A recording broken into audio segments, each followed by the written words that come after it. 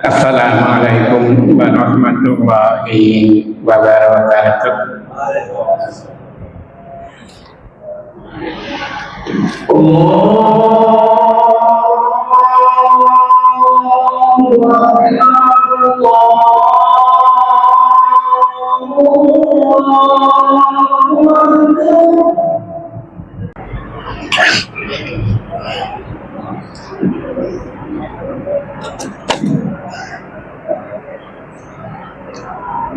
Alhamdulillahilladzi 'allamal Qur'an wa khalaqal insan wa 'allamahul bayan. Asyhadu an la ilaha illallah wahdahu la syarikalah wa asyhadu anna Muhammadan abduhu wa rasuluhu la nabiyya ba'dah. Allahumma shalli wa sallim wa barik ala Muhammadin wa ala alihi wa sahbihi ajma'in, amma ba'du. Qala Allah ta'ala fi kitabihil karim, a'udzu billahi minasy syaithanir rajim. Ya ayyuhalladzina amanu taqullaha haqqa tuqatih wa la tamutunna illa wa antum muslimun. Shadaqallahul azim wa sadaqar rasulul karim. Hadirin sidang Jumat yang dirahmati Allah Subhanahu wa taala.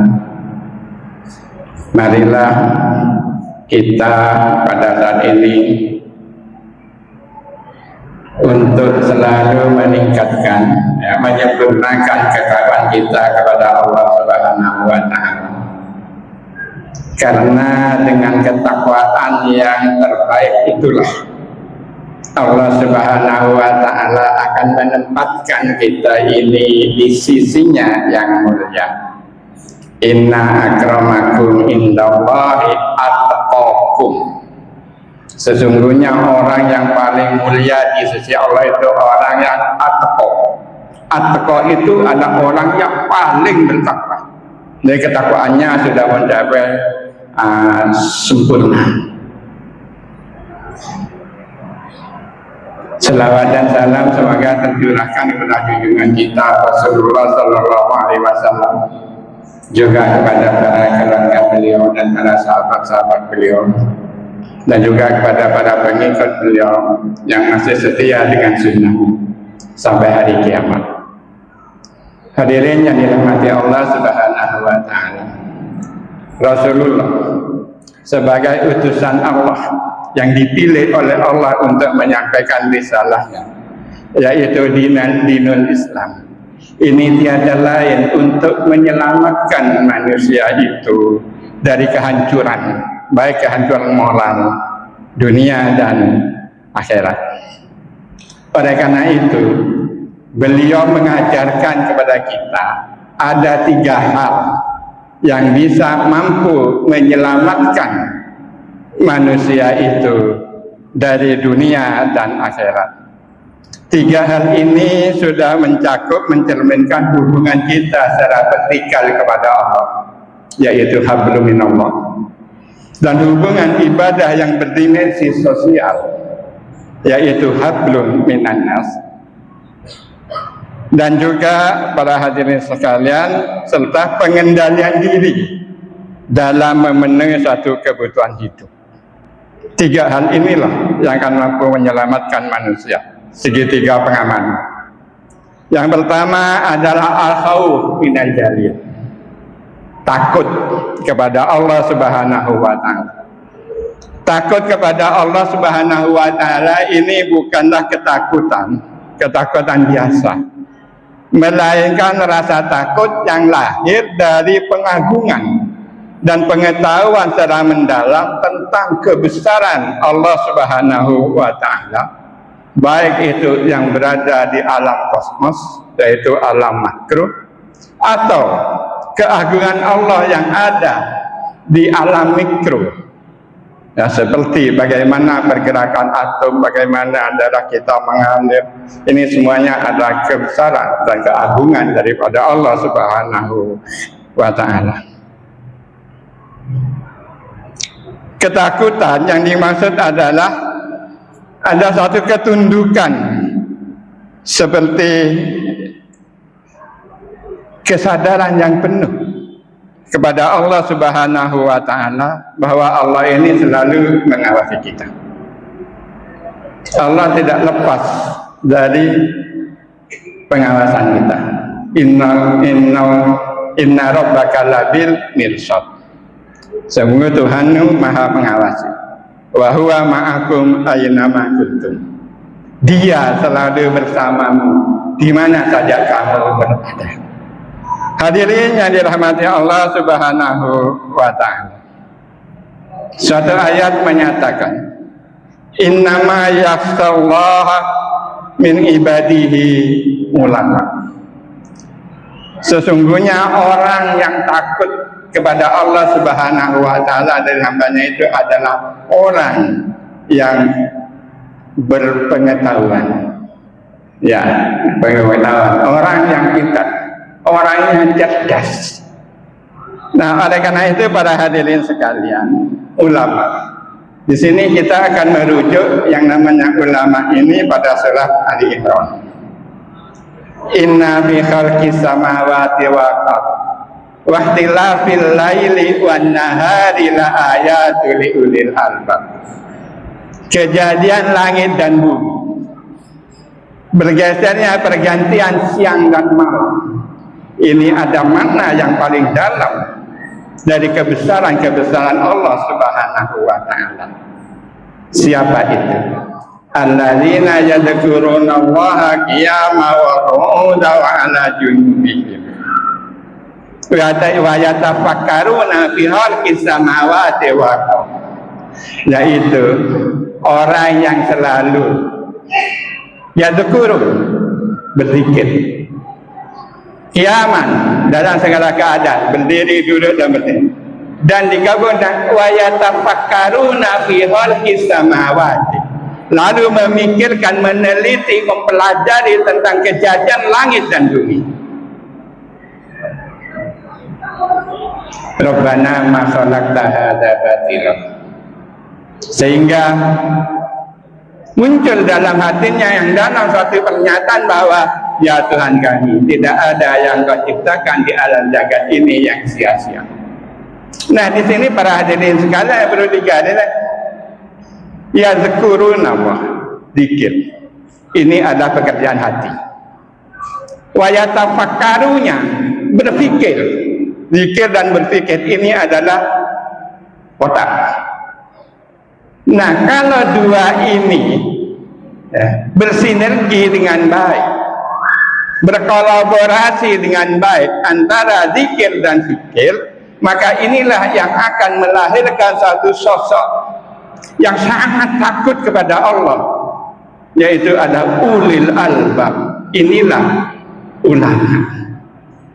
Hadirin yang dirahmati Allah Subhanahu wa Ta'ala, ayat ini menegaskan bahwa rasa takut yang sejati kepada Allah ini muncul dari penguasaan ilmu pengetahuan tentang kebesaran dan kekuasaan daripada Allah Subhanahu wa Ta'ala. Semakin dalam pengetahuan, semakin dalam ilmu, semakin dalam menghayati kebesaran Allah Subhanahu wa Ta'ala yang ada dalam jagat raya ini, maka ini ada semakin takut kepada Allah Subhanahu wa Ta'ala. Takut kepada Allah ini para hadirin sekalian lebih utama dilakukan secara rahasia. Intubdu sadaqati fa ni'ma hiya wa intufuha wa tu'tuhal fuqara'a wa huwa khairul lakum. Jika sedekahmu ini ditampakkan, itu baik. Tapi kalau sedekahnya itu disembunyikan, lantas diberikan kepada yang berhak, fuqara, wa huwa khairul lakum, dan itu lebih baik. Hadirin yang dirahmati Allah Subhanahu wa taala, meskipun ayat ini berbicara tentang sedekah, para ulama mengambil kesimpulan bahwa keikhlasan dan kesucian ini amat lebih terjaga bila dilakukan secara rahasia. Ada suatu riwayat, hadisnya panjang, cuma saya potong. Rajulun da'atu imra'atan datu mansubin wa jimalin faqala inni akhafullah.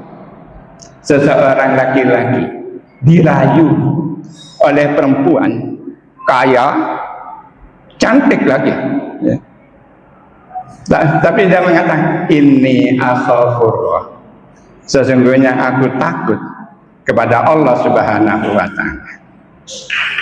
Bagaimana Nabi Yusuf dirayu oleh Siti Zulekha di tempat istana, tidak ada yang tahu, hanya dia berdua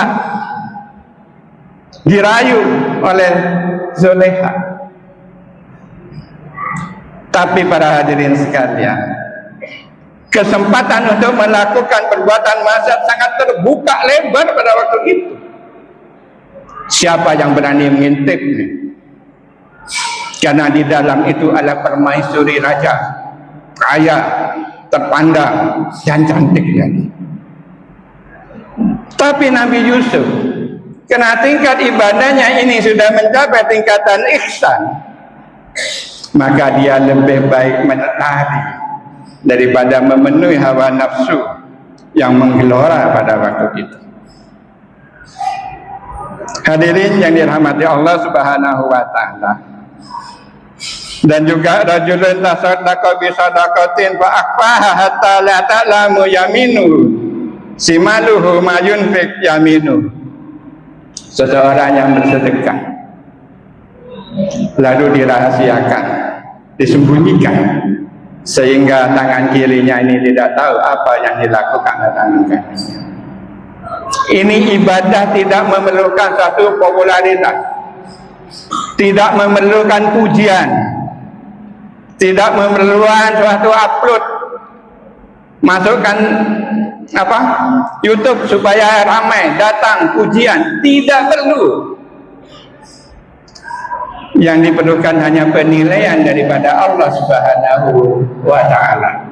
Ibadah rahasia. Dan juga para hadirin sekalian, rajulun dzakarallaha khalian faqadat aina. Seorang yang berzikir takut kepada Allah dalam kesendiriannya, bukan di tempat yang ramai, bukan di tempat yang ramai, hanya dalam kesunyian sendirian, hanya berdua dengan Allah Subhanahu wa taala. Di malam sunyi boleh, sampai faqadat ainahu, dan mengalirlah air matanya. Hadirin yang dirahmati Allah Subhanahu wa taala, hadis ini menunjukkan, yang pertama tadi seorang laki-laki dirayu oleh wanita. Memang ini mengarah kepada satu kegiatan seksual, tapi filosofinya artinya itu luas, yaitu dia menghindarkan diri dari perbuatan yang memang betul-betul dilarang oleh Allah Subhanahu wa taala. Bukan zina saja yang dilarang, banyak. Jadi maksudnya ini seseorang yang menjaga hatinya, menghindarkan diri dari semua yang dilarang oleh Allah Subhanahu wa taala. Jadi hadis ini menunjukkan keutamaan takut kepada Allah, terutama dalam situasi yang memungkinkan seseorang untuk berbuat kemaksiatan, tetapi ia lebih memilih menahan diri karena takutnya kepada Allah Subhanahu wa taala. Itu yang pertama. Yang kedua, hidup hemat dan sederhana. Hidup hemat dan sederhana, qanaah atau zuhud, ini ada sikap pertengahan antara kikir dan boros. Islam mengajarkan umatnya untuk tidak berlebih-lebihan dalam atau israf dalam mempergunakan harta dan membelanjakan harta, namun juga tidak menahan diri secara berlebihan sehingga menelantarkan hak diri kita sendiri dan juga hak keluarga. Yang terpenting dalam memenuhi kebutuhan hidup ini kuncinya cuma satu, yaitu halal. Surat Al-Isra menyatakan, wala taj'al yadaka maghlulatan ila unukihi wala tabsutha kullu bastin wa taq'uda maluman masrura. Jangan tanganmu ini terbelenggu ke unukihi, ya, tengkuknya, artinya celat, bahir. Jangan tabsutha, cuma jangan mengulurkan, yaitu terlalu boros, sehingga itu akan menjadikan kita ini tercela. Inilah manajemen untuk pengelolaan harta. Ayat ini mengajarkan sikap pertengahan dalam membelanjakan harta, tidak kikir, tidak boros. Walladzina idza anfaqu lam yusrifu, dan orang-orang yang membelanjakan hartanya itu lam yusrifu, tidak berlebihan, tidak boros. Walam yuktaru, dan juga tidak kikir. Wa kana baina dzalika qawama, jadi di antara boros dan kikir, yaitu pertengahan. Hadirin yang dirahmati Allah, inilah karakteristik daripada hamba Allah yang sejati, hidup dalam kesederhanaan dan keseimbangan. Allah Subhanahu wa taala juga mengingatkan dalam firman-Nya, wa kulu wasrabu, silakan makan dan minum, wala tusrifu, jangan berlebihan. Hadirin yang dirahmati Allah Subhanahu wa taala, kehalalan makanan, minuman, dan seluruh aspek daripada kehidupan ini akan menjadi fondasi yang dengan tanpanya kesederhanaan itu tidak akan bernilai di sisi Allah Subhanahu wa taala. Rasul menyatakan, qad aflaha man aslama wa kana rizqahu kafatan wa qana'hu bihi. Sungguh beruntung orang-orang Islam, orang yang masuk Islam, sedang rezekinya cukup, merasa puas dengan apa yang telah diberikan oleh Allah Subhanahu wa taala.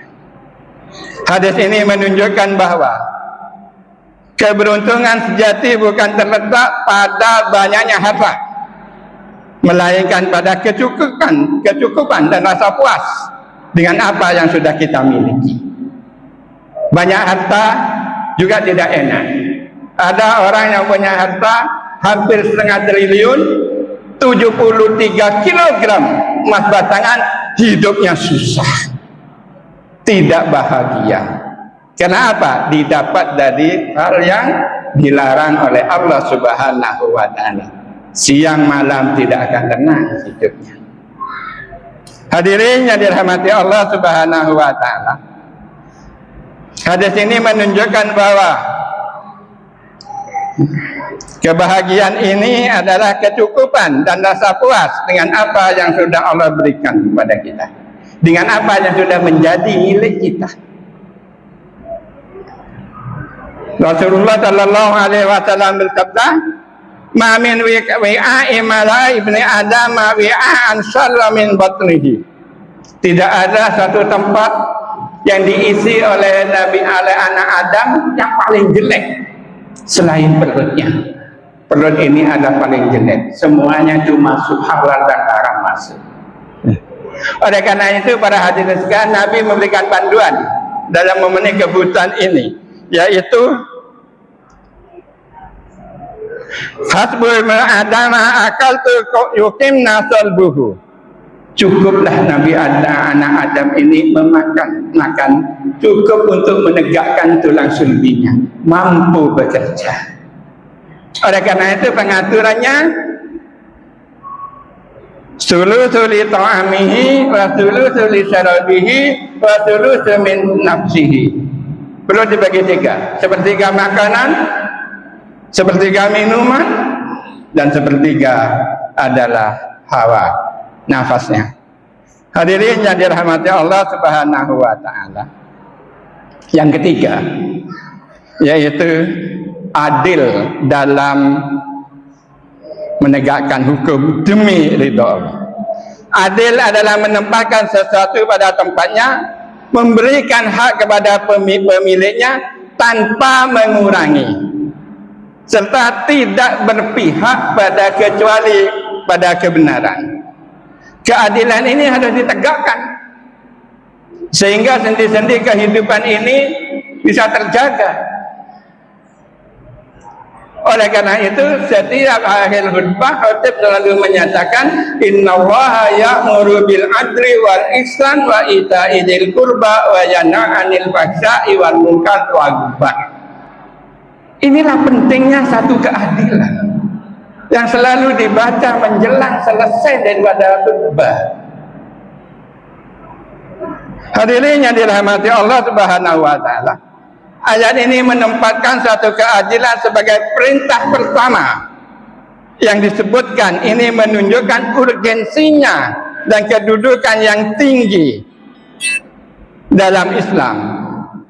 Perintah adil ini para hadirin ditegaskan dalam firman-Nya, ya ayyuhan nas ya ayyuhalladzina amanu kunu qawwamina lahu syuhada'u bil qist. Wahai orang-orang yang beriman, jadilah kamu penegak keadilan dan bersaksi dengan saksi yang benar, yang adil. Hadirin yang dirahmati Allah Subhanahu wa taala. Ayat ini sangat tegas bahwa keadilan tidak boleh terpengaruh oleh satu kebencian atau kecintaan kepada siapapun. Keadilan harus ditegakkan, apakah itu pada teman, apakah itu kepada musuh. Jangan pilih kasih. Jadi teman yang kalau salah, salah. Kroni kita yang sering bantu, kalau kita salah, ya salah. Jadi harus ditempatkan kepada tempatnya yang benar. Hadirin yang dirahmati Allah Subhanahu wa taala. Oleh karena itu ada satu riwayat para hadirin sekalian. Kata Rasulullah sallallahu alaihi wasallam, inna ahabban nasi illallah yaumal qiyamati akrabuhum minhu majlisan imaman hadir. Adalah seseorang yang paling dicintai oleh Allah Subhanahu wa taala pada hari kiamat, yang lebih dekat ya, tempatnya di sisi Allah ada imam yang adil, pemimpin yang adil. Ini ada di tempat di sisi Allah Subhanahu wa taala. Wa inna abghadun nasi ilallahi yaumal qiyamah, orang yang paling dibenci oleh Allah Subhanahu wa taala pada hari kiamat dan sangat berat siksanya adalah imamun jair, pemimpin yang takut menegakkan kebenaran. Pemimpin yang takut mengungkapkan suatu kebenaran. Dan ini terjadi di negeri kita. Pemimpin yang takut untuk mengungkapkan suatu kebenaran. Ini adalah orang yang paling dibenci oleh Allah Subhanahu wa taala. Hadirin yang dirahmati Allah. Nah, tiga perkara penyelamat ini diajarkan dalam Islam merupakan satu kesatuan yang utuh. Takut kepada Allah, membangun fondasi spiritual yang kokoh, menjadikan seorang senantiasa sadar akan pengawasan Allah dalam setiap gerak-geriknya, baik saat sendirian maupun di tengah orang banyak. Hidup hemat, sederhana, tanpa melanggar satu yang haram. Ini akan membentuk satu karakter orang muslim yang tidak terikat pada dunia, menjaga kehalalan rezeki, menjauhi sifat boros maupun fikir, sehingga hidup dalam keberkahan. Adil dalam segala keadaan demi ridha Allah Subhanahu wa taala, menjadikan seorang muslim sebagai penegak kebenaran yang tidak bisa terpengaruh oleh iming-iming jabatan, yang tidak bisa terpengaruh oleh harta dan kekayaan.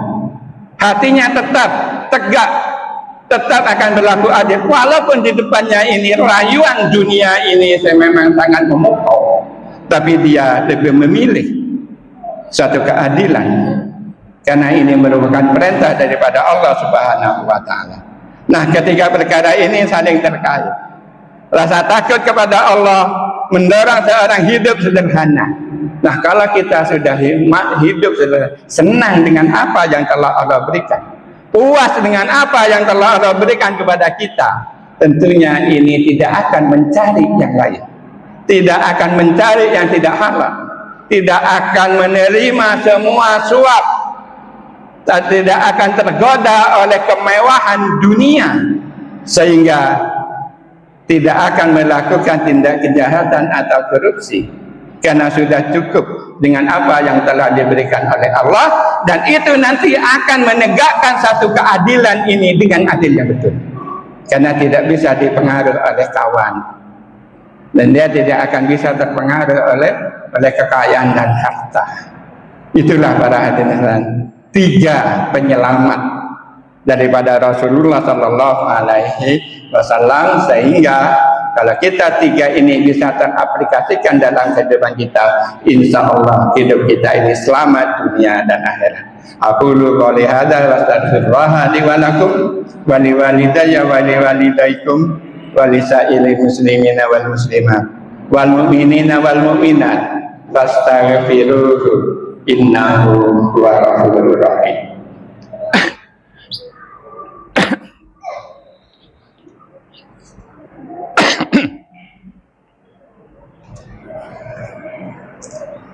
Alhamdulillahilladzi ja'ala taqwa libasas shalihin.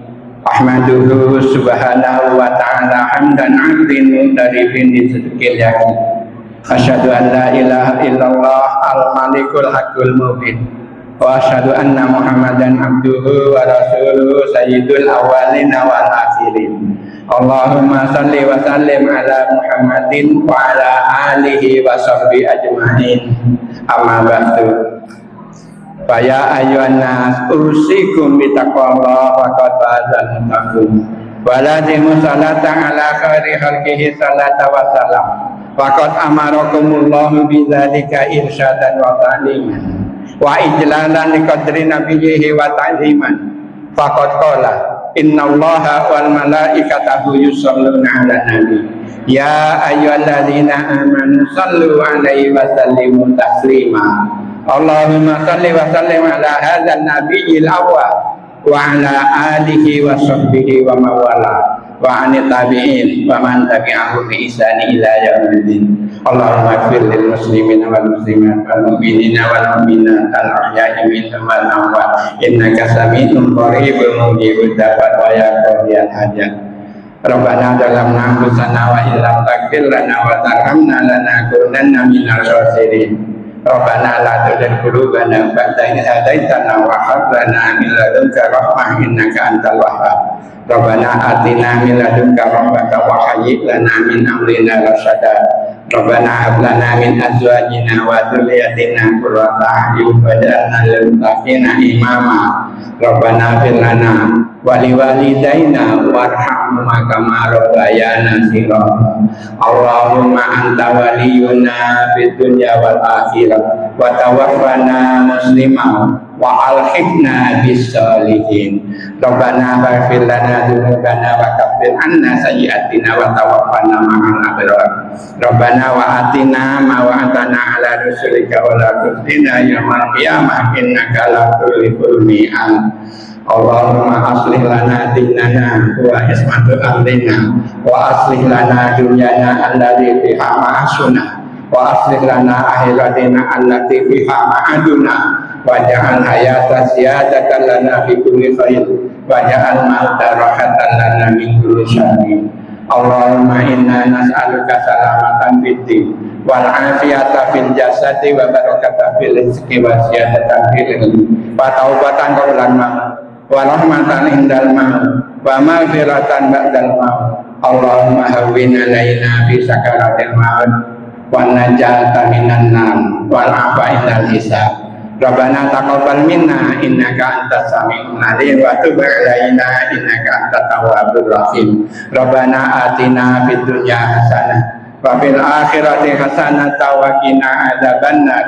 Subhana rabbika rabbil izzati amma yasifun wa salamun ala mursalin walhamdulillahi rabbil alamin. Ibadallah, inna wa ya'muru bil adli wal ihsan wa ita'i dzil qurba wa yanha 'anil fahsya'i wal munkari wal baghi ya'idukum la'allakum tadhakkarun wa la dzikrullahi akbar.